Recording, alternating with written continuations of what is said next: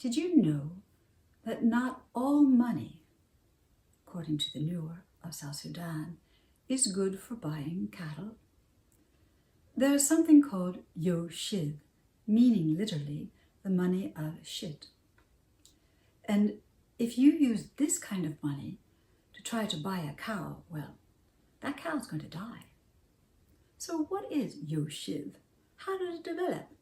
Why do people think this? Welcome to this new adventure into the cultural history of the Nuer people of South Sudan. I'm Yiow, or Sharon Hutchinson, your host. Now, Yiow, or money of shit, is quite literally money that people have earned by dumping the contents of household bucket latrines. Household, government offices, jails, bucket latrines.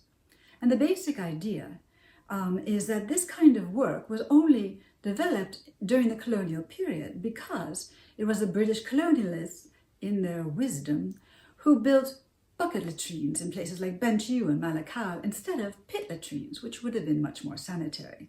But of course, once they built these things, then they faced the problem: who's going to empty them every day, or better yet, under the cover of night?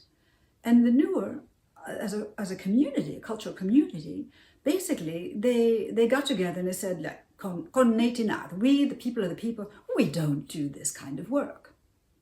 And so they actually convinced each other and decided that this kind of money was really polluted, and that if you actually bought a cow with this money, that cow is going to die. So, interestingly, the British, in the long run, they couldn't solve this problem easily. There were some other ethnic groups or cultural communities who might do this work, but in general, they began to depend on unpaid prison labor to do this. So what happened was, so the Nuer could potentially at that point be doing this work, but they're not paid. They don't get any money. But in other places, Malakal, big towns, etc., there were groups of people or individuals who probably were forced to do this kind of labor by their own circumstances or sad circumstances.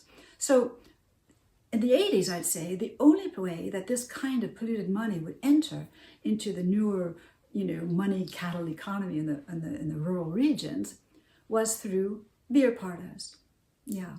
There were Nuer women, even then, who, for whatever reason, entrepreneurship being one of them, that they began to have little restaurants or beer parlors where they sold kongonbor, which is this kind of white, they call it white beer, but it's basically it's kind of opaque and it's quite hefty. And I guess it is a little alcoholic, but it's not like what they call black beer, which is the distilled arage or liquor. In any event, so I knew some of these women who worked in Yiow, at Malakal even, Nuer women, and so these women knew their communities. So if they were aware that one of their non-Nuer clients coming into their beer parlor had sometimes done this kind of work and was paid for it, they would accept the person to sell them beer, but they would take the money they received and they'd put it in a special box. They didn't want that kind of money to be somehow mixed up and pollute the other money they had collected. And I remember asking one woman in Yiow who had a beer parlor there, I said, I know you're not going to use that money, or you can't use that money to buy cattle, but what are you going to use it for?